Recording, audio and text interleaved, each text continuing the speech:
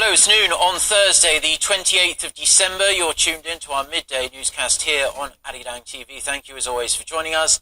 I'm Mark Broom. Our top story this afternoon, President Moon Jae-in has said the 2015 South Korea-Japan agreement over the issue of Japan's wartime sexual enslavement of Korean women was defective regarding its procedure and content, as it was, quote, a political deal that was made without the consent of the victims and Korea's citizens. In spite of the fact that the previous agreement was ratified by both heads of state, as president, I want to make it clear that I am with the Korean people in believing that this agreement cannot solve the issue regarding the victims of Japan's wartime sexual slavery. Such remarks came just a day after the Foreign Ministry Task Force announced the results of its 5-month review of the deal and uncovered that the former Park Geun-hye administration had kept sensitive parts of the 2015 bilateral agreement a secret, apparently to avoid angering the public. President Moon urged follow-up measures to resolve the issue. A Blue House official emphasized that the government's official stance on the issue will be announced early next year and that Seoul will continue to seek its two-track approach with Tokyo by separately dealing with historical issues and establishing a future-oriented bilateral relationship with Japan. Now, while President Moon is urging follow-up measures after the release of the review into the deal on Japan's wartime sexual slavery, Tokyo still says the deal is irreversible. And Japanese Prime Minister Shinzo Abe is also standing firm on the issue, saying he won't move an inch. Lee Ji-won with more. Japanese leaders expressed their strong distrust toward Korea and said they are firm on maintaining the controversial settlement deal on Japan's sexual enslavement of Korean women during World War II. Tokyo's Nihon Keizai Shimbun reported Thursday that Japanese Prime Minister Shinzo Abe told people that the agreement would not move an inch.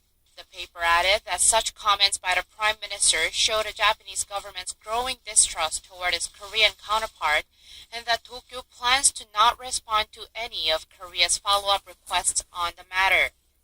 NHK also reported that Japanese Foreign Minister Taro Kono, who was visiting Oman, told reporters that if Korea chooses to ignore what the previous administration had done, it would be difficult to reach any kind of agreement with Seoul. He reportedly added that he had already told Korea's Foreign Minister Kang Kyung-hwa that efforts to change the agreement would make the bilateral relationship between Korea and Japan unmanageable.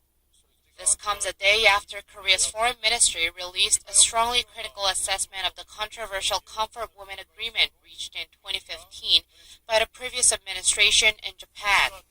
After 5 long months, the special task force in charge of the review said one of its main conclusions was the lack of proper communication between the government and the victims of Japan's wartime sex slavery, not to mention several details deliberately concealed, including not using the phrase sex slavery and dealing with civic groups.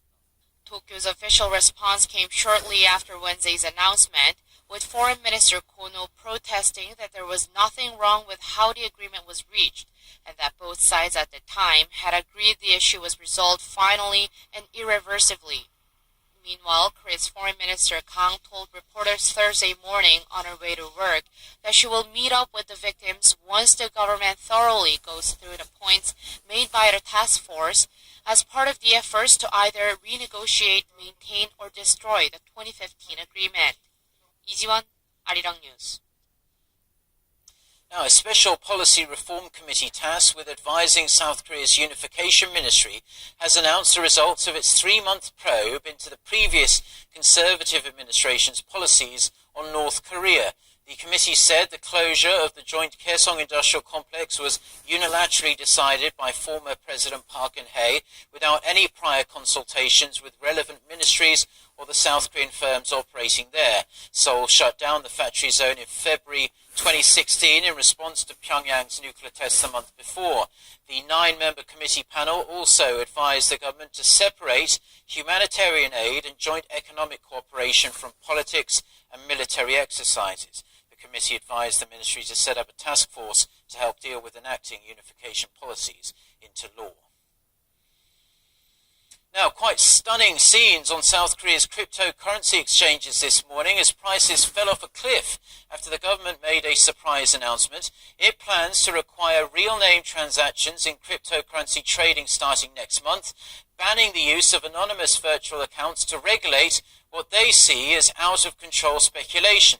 The Government Policy Coordination Minister said Thursday that only real name bank accounts and matching accounts at exchanges can be used for deposits and withdrawals. And the issuance of new accounts at cryptocurrency exchanges will be banned for good. As the government said, it, quote, cannot let this abnormal situation of speculation go on any longer.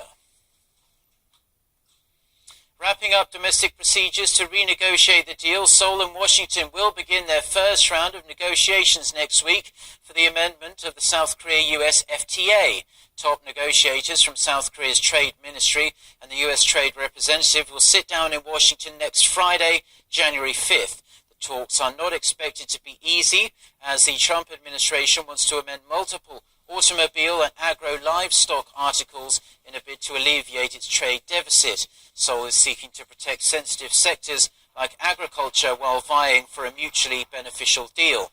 The two sides have held two preliminary meetings to arrange the amendment talks since the Moon and Trump administrations took power earlier this year.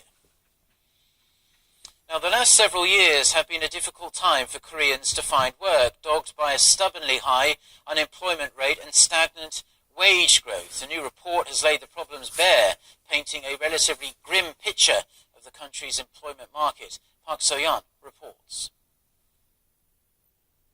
2017 has been a grind for South Koreans looking for work, especially younger Koreans, with the youth unemployment rate hovering at an all-time high. And a new report doesn't paint a pretty picture either. A new OECD report released by Korea's Ministry of Employment and Labor on Thursday shows South Korea's employment rate ranks at a lowly 21st out of 35 OECD countries. The employment rate in 2015 was 66.1% among people between 15 to 64 years of age. Annual work hours for South Koreans were also the second highest at 2,071 hours, trailing only Mexico. The labor income share ranked 23rd out of the 35 OECD countries at 64%. The report forecasts that the number of young, middle-aged, and elderly workers will all decrease as the country ages amid the chronically low birth rate. In terms of gender, there was a higher number of women in the working-age population than men, and this trend is expected to continue. The employment rate of young people between the ages of 15 and 29 has been declining in the past, but has started to show a slight increase since 2013. The employment rate of people over 50 has steadily increased since 2003, but the number of recently employed is slowing down.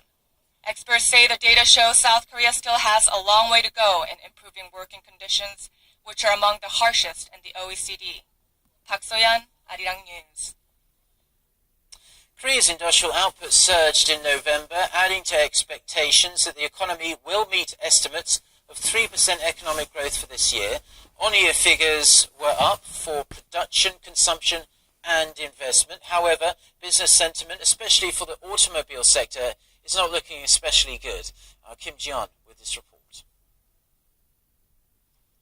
Output across all industries in Korea rose 1.7% in November compared to the same period last year. Statistics Korea attributes the jump to increased output in the services sector. Output in the finance and insurance sectors rose 10.4% on year. Retail sales also soared 5.6% on month on increased sales of durable goods, the biggest increase in 8 years and 9 months. However, automobile production dropped by more than 6% on year. Looking ahead, business sentiment is showing signs of slowing down. The construction sector in particular, as prices of raw materials surge. Business sentiment in the local automobile industry dropped due to prolonged labor strikes and massive lawsuits over wages. The Bank of Korea says its business survey index for the automobile sector dropped 6 points from the previous month to 70 in December. A reading below 100 means there are more pessimists than optimists.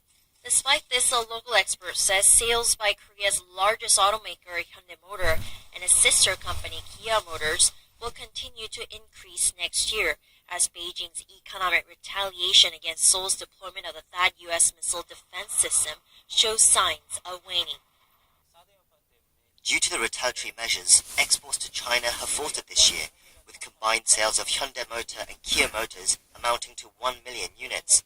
But next year, auto sales to China are expected to surge to between 1.4 and 2 million units.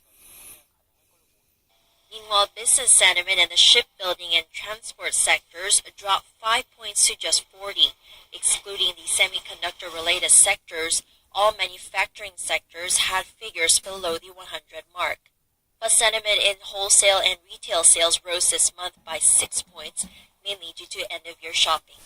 Kim Jiang, Arirang News. The Presidential Committee on the Fourth Industrial Revolution held its third meeting on Thursday morning to deliberate on measures to incorporate the Fourth Industrial Revolution into the South Korean economy. Since its launch in October, the committee has worked with 21 other ministries and the private sector to come up with detailed plans. The agenda was mainly on adopting a 5G network by 2019 and distributing its frequency, as a surge in data and sensors will require a fast data processing network. The government expects investing in the network will add $27.5 billion to the economy and create over 11,000 jobs over the course of 5 years. Investing in drones, driverless cars, smart factories were also discussed.